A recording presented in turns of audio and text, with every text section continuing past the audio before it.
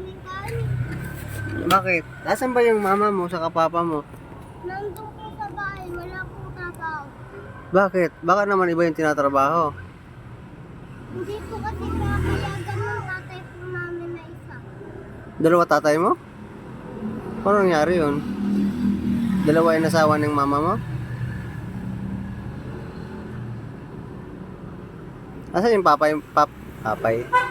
mong isa? Tapos tatay. Ah, may papa ka, may tatay pa. Sana all. Ah, ba't dalawa na nga papa mo tapos wala pa kayong makain? Palayasin mo na yung isa.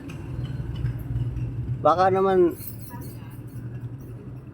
Pangkain ng po kasi namin eh. ano kakainin mo? Kung ano-ano lang po.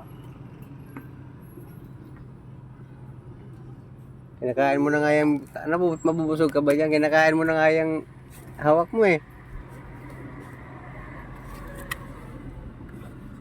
Kapatid mo? Minsan. Ah, pinsan mo, baka yung papa niya, yan yung tinawag mong tatay. Kaya may tatay ka na, may papa ka pa.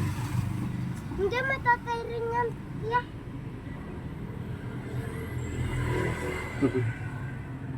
Ah, sige.